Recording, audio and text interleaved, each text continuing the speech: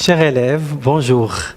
Alors, comme convenu, dans cette capsule, nous allons vous présenter une révision et consolidation des acquis concernant les mécanismes de la répartition et de la production. Donc, parler de la production, c'est justement discuter les facteurs de production. Et comme vous avez pu voir l'année dernière, il existe 3 facteurs de production. Le facteur naturel, le facteur travail et le facteur capital. Le facteur naturel, il comprend l'ensemble des ressources naturelles ou le potentiel naturel d'un pays. Alors, ces ressources, ils se résument en ressources du sol, comme des ressources forestières, pâturage, des ressources du sous-sol, comme l'énergie, le gaz naturel, pétrole, les ressources minières, charbon, cuivre, eau, etc. Et les ressources halieutiques, les ressources de la mer, parce que les pays qui disposent des côtes étendues, normalement, sont riches en poissons, par exemple. Donc voilà, c'est le facteur naturel de production. C'est grâce à ce facteur qu'on pourrait, bien sûr, produire. Donc, deuxième facteur, c'est le facteur travail. Alors, le travail est défini généralement comme l'ensemble des capacités physiques ou intellectuelles, ou les deux, que l'homme met en œuvre pour produire des biens et services. D'accord ? Alors, parler du travail, c'est bien sûr discuter une terminologie un peu précise. Premièrement, c'est quoi un actif ? L'actif, c'est une personne qui a un emploi rémunéré, c'est-à-dire une personne occupée, on dit occupée, ou qui en cherche un, c'est-à-dire un chômeur. Parce qu'un chômeur, c'est celui qui cherche un travail. Par exemple, un agriculteur, un chômeur, un enseignant, un professeur, un médecin. Alors, il y a le contraire, il y a le inactif. Donc, c'est le contraire, bien sûr, de l'actif. C'est une personne qui n'a pas d'emploi et qui ne cherche pas d'emploi.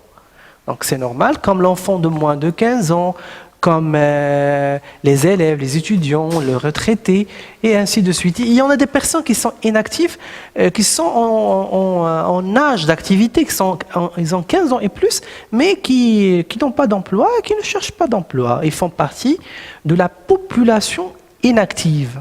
Et bien sûr, il y a un actif occupé. Un actif occupé, c'est une personne qui a déjà un emploi. L'actif occupé plus l'actif chômeur, plus un chômeur, ça donne la population active. Donc, qu'est-ce qu'un chômeur ? Selon le Bureau international du travail, être chômeur, c'est tout d'abord être sans emploi. C'est la première des choses. On ne pourrait pas parler de chômeur si tu as déjà un travail.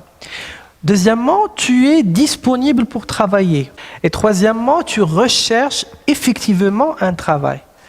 Donc, 3 conditions, être sans emploi, disponible pour travailler et recherchant effectivement un travail. On pourrait bien sûr faire le calcul du taux de chômage. Le taux de chômage, c'est la population active en chômage, c'est-à-dire l'ensemble des chômeurs dans une économie, sur la population active totale. C'est quoi la population active totale ? C'est la population occupée plus la population en chômage. Voilà, c'est ça. Et puis multiplié par 100 pour pouvoir trouver un taux en pourcentage. Je vous invite bien sûr à examiner cette application. Il est demandé de dire s'il s'agit d'un travail au sens économique. Donc tout d'abord, c'est quoi un travail au sens économique ? Le travail en sens économique, c'est un travail qui fait l'objet d'une rémunération. C'est un travail qui est rémunéré. C'est-à-dire, tu travailles contre de l'argent. Je vous donne un exemple ici parmi les exemples. Cours particulier de mathématiques donné par le professeur Aziz. Donc, le professeur Aziz, il est payé pour ce cours particulier Du coup, donc c'est un travail au sens économique.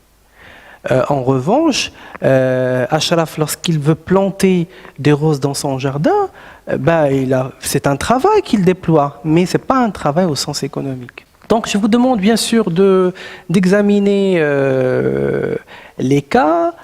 Donc la vaisselle lavée par Aïcha, mère de famille, non, ce n'est pas un travail au sens économique, tout simplement, parce que la mère de famille n'est pas rémunérée pour le travail qu'il effectue au profit de ses enfants.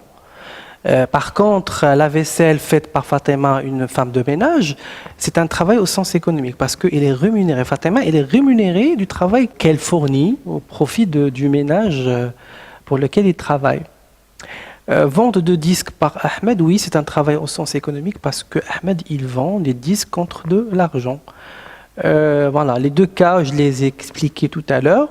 Donc, ce qu'il faut retenir, c'est qu'un travail au sens économique, c'est un travail rémunéré. Il fait l'objet d'une rémunération.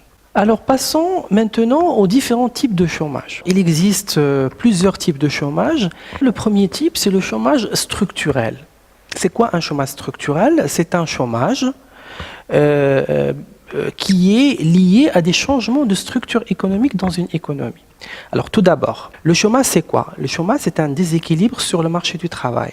Il y a l'offre du travail, c'est-à-dire l'offre de la force du travail, elle est supérieure à la demande de la force du travail. Donc il y a un déséquilibre, il n'y a pas l'égalité. Ce type de chômage structurel, il a plusieurs raisons. Démographique, économique, sociale, politique. Donc je donne deux exemples de raisons démographiques de chômage structurel. Imaginons dans une économie où il y a une démographie exponentielle, c'est-à-dire il y a une grande démographie. Il y a le taux de natalité très important, en comparaison avec l'appareil productif du pays. C'est-à-dire le marché du travail n'arrive pas à combler l'afflux massif des actifs au niveau du marché du travail. Parce qu'il y a beaucoup d'actifs qui vont s'affluer sur le marché du travail. Du coup, on va se retrouver avec un chômage qui est structurel. Le chômage structurel n'a rien à voir avec la situation économique du pays ou la situation économique nationale ou internationale. Par contre, le chômage conjoncturel, si. C'est un type de chômage lié à la conjoncture économique du pays. Par exemple, la conjoncture économique actuelle, elle est un peu morose, tout simplement parce qu'il y a la crise de la pandémie, il y a la baisse de l'activité économique. Donc à ce moment-là, plusieurs personnes vont tomber en chômage suite, bien sûr, à la conjoncture économique. Pour le chômage technique, c'est un type de chômage mais ce chômage, il est lié à l'entreprise. Il n'est pas lié ni à la structure économique de l'économie, ni à la conjoncture. Plus, il est lié à une entreprise donnée, donc une entreprise qui se voit dans l'impossibilité de payer, une entreprise qui passe par une baisse de son activité, il passe par des crises. À ce moment-là, les gens qui y travaillent pourront tomber en chômage. C'est un chômage qui est technique. Pour le chômage saisonnier, c'est un chômage qui touche les personnes qui travaillent dans des activités dites saisonnières. Par exemple, la culture des fraises. La culture des fraises, il y en a des gens qui travaillent pendant 3 mois et toute l'année, ils ne travaillent pas. Donc, c'est les mois qui ne travaillent pas, ils sont en chômage saisonnier parce que ces personnes-là, ils travaillent dans des activités saisonnières. Il y a le chômage technologique, c'est le chômage bien sûr le plus connu, c'est le fait de remplacer l'homme par les machines, c'est-à-dire que c'est de la robotisation, le progrès technique. Il y a le chômage déguisé. Et c'est une situation où certaines personnes y ont un travail dont le revenu est très médiocre, empêchant sa comptabilisation. Je donne un exemple ici, c'est l'exemple des cireurs de chaussures. Lui, il est dans sa tête, il travaille, alors que le revenu généré par son activité, il est si médiocre qu'on n'arrive pas à le comptabiliser en tant que personne occupée. C'est un chômeur, mais il est déguisé derrière le travail médiocre qu'il effectue, dont le revenu est médiocre. Le chômage frictionnel, c'est le chômage naturel. Dans chaque économie, il y a un chômage frictionnel. Partout dans le monde, il n'y a pas un taux de chômage qui est zéro. Toujours, il y a un taux de chômage de 3-4% dans les pays économiques qui sont solides, robustes. toujours, il y a un taux de chômage qui est naturel. Donc, c'est le chômage frictionnel. Donc, je vous invite bien sûr à revoir les définitions et à capitaliser sur ça à l'aide d'un exemple. C'est une application. Dans chacune des situations suivantes, préciser le type de chômage dont il s'agit. Alors, la première situation, l'entreprise Alpha a des difficultés financières depuis quelques mois. Il ne peut plus payer ses salariés. Il décide donc de licencier ses comptes.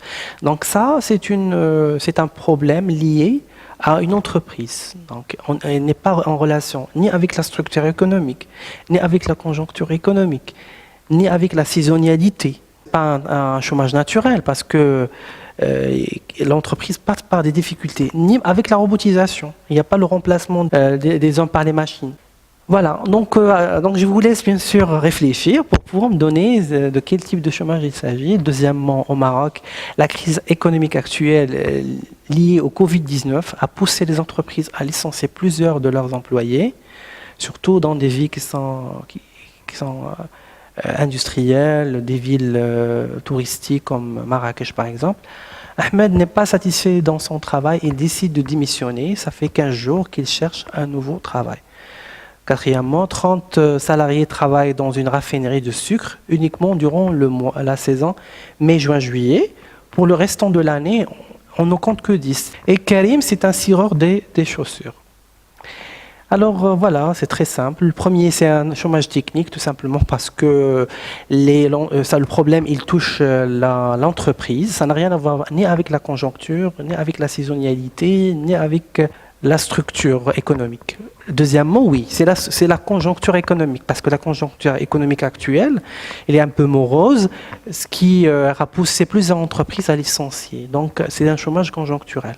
Le troisième type, c'est normal, parce qu'il y a des personnes qui démissionnent, d'autres qui trouvent un salaire, d'autres qui sont en train d'entamer une recherche pour chercher un travail. Donc, c'est un chômage naturel, frictionnel. Le quatrième, c'est saisonnier parce que l'entreprise, il va aller au-delà de sa capacité d'embaucher, au-delà de sa capacité de 10, il embauche 20 pour répondre à la fluctuation de son activité. Il embauche des salariés supplémentaires au mois de mai, juin et juillet. Et bien sûr, Karim, qui est cireur de chaussures, c'est un chômeur déguisé, tout simplement parce que Karim, par la comptabilité nationale, n'est pas considéré comme actif occupé, mais c'est un chômeur qui se cache derrière cette activité dont le revenu il est très, très médiocre. Passons maintenant au facteur capital.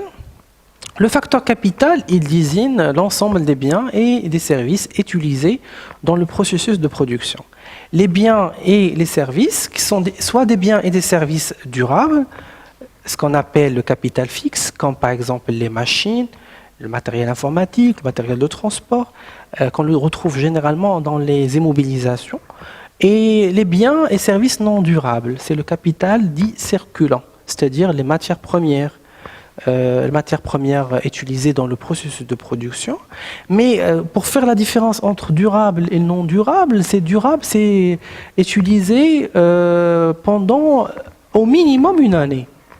Par contre, non durable, il est utilisé dans un seul processus de production, c'est-à-dire une année, maximum une année. Et voilà, donc je vous demande ici de me dire s'il s'agit d'un travail, d'un capital fixe ou d'un capital circulant, le cas d'une entreprise de fabrication de verre. Le gaz, par exemple, s'agit-il du travail, du capital fixe ou de capital circulant? Le sable, machine à souffler, l'eau, l'informaticien, le directeur marketing, le chimiste, les emballages en carton, le four, la coupeuse, l'électricité, la camionnette pour transporter le verre. Voilà, ce sont les facteurs de production. On va bien sûr dire est-ce qu'il s'agit d'un travail, du capital fixe ou de capital circulant. Par exemple, l'informaticien, c'est du travail, parce que l'informaticien, il met à profit de l'entreprise son savoir intellectuel pour pouvoir produire quelque chose pour l'entreprise. Donc l'informaticien, c'est du travail. Le directeur marketing, c'est du travail. Et le chimiste, c'est du travail. Par contre, le gaz et le sable, ce sont des matières premières utilisées dans une courte durée par l'entreprise. Par contre, la machine à souffler, la machine achetée par l'entreprise va être destinée à être là dans plusieurs processus de production. Il va rester pendant plus d'un an, 5 ans, 10 ans, 15 ans, tout dépend de la durée de vie de la machine. Le four, la même chose, capital fixe, la coupeuse, l'électricité, c'est un capital circulant. Et la camionnette, bien sûr, c'est un moyen de transport, donc c'est un capital fixe parce que la camionnette, normalement un matériel de transport, sa durée de vie, c'est 5 ans. Cette distinction entre capital fixe et capital circulant, elle est très importante, tout simplement parce que dans le capital fixe, ça va renvoyer vers une notion fondamentale en économie, c'est l'investissement. La constitution d'un capital fixe, c'est l'investissement. Par contre, le capital circulant, c'est plus une consommation intermédiaire. Voilà, c'est la distinction à faire, c'est la raison pour laquelle il faut distinguer entre les deux et savoir distinguer entre les deux. Résumons, il existe 3 facteurs de production, facteur naturel, facteur travail, facteur capital. Le travail, il y a bien sûr la notion du travail, la notion d'actif, la notion d'inactif et la notion de chômeur.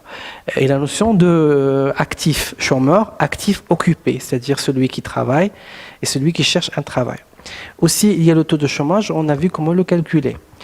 Aussi bien, on a parlé bien sûr du capital, on a distingué entre 2 types de capital fixe et capital circulant. Une petite remarque par rapport aux facteurs naturels. Actuellement, on parle pour les facteurs de production. Certes, il existe 3 facteurs de production, mais on parle actuellement que 2. C'est du travail et du capital. Et du capital, il y a 2. Capital fixe, capital circulant. Tout simplement parce que pour exploiter le facteur naturel, on a besoin de l'argent. Pour avoir, par exemple, du sable, il faut l'acheter. Pour avoir du gaz, il faut l'acheter. C'est la raison pour laquelle on l'appelle capital circulant. C'est pas gratuit, donc voilà. C'est une remarque un peu méthodologique. Passons bien sûr à la formation de revenus disponibles des ménages. Donc, c'est quoi le revenu disponible des ménages? Alors, la question que l'on pose, d'où vient le revenu des ménages? Le revenu des ménages, il vient de leur activité. Par exemple, un ménage qui est salarié, il va travailler dans une entreprise et il va gagner de l'argent. Donc c'est un revenu d'activité.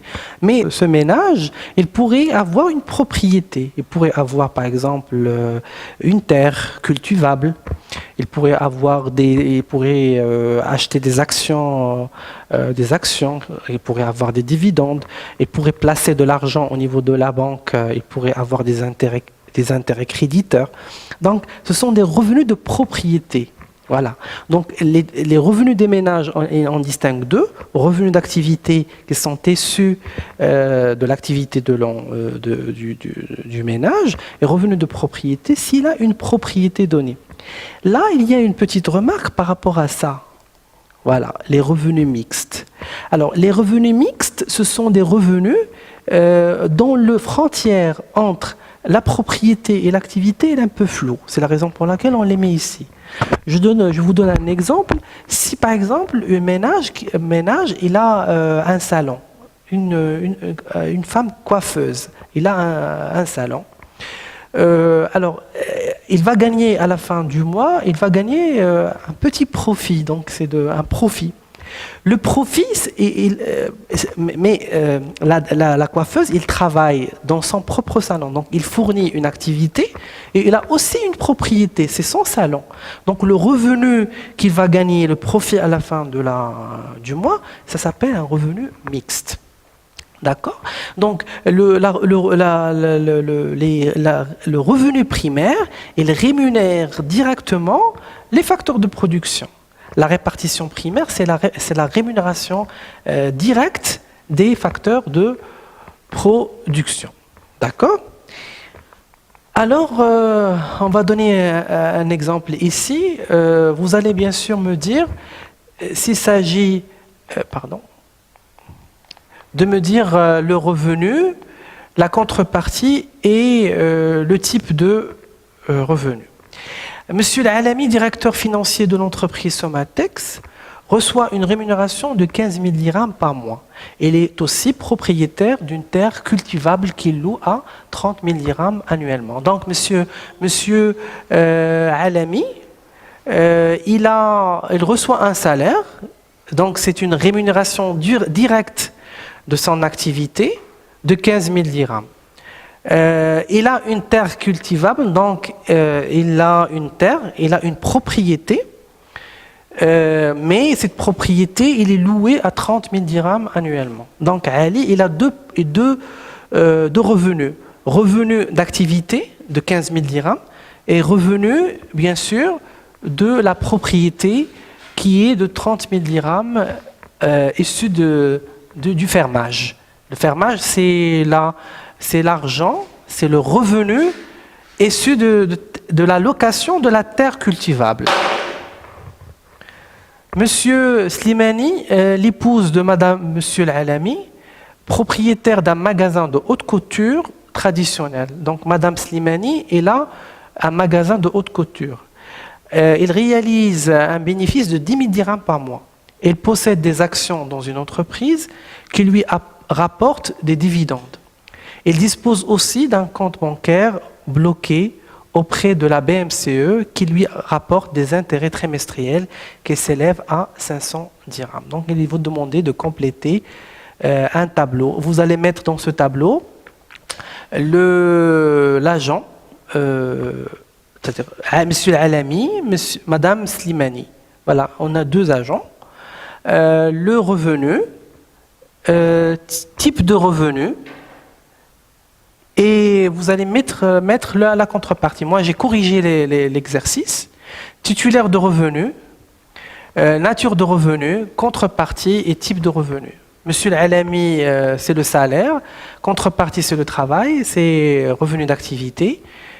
Donc, Monsieur Al-Alami, le fermage, le loyer, le revenu, c'est le revenu de propriété. Et Madame Slimani, elle a bien sûr, il a les bénéfices. C'est un revenu mixte parce qu'il a un magasin. C'est comme la coiffeuse que j'ai dit tout à l'heure. Il a le travail qu'il fournit.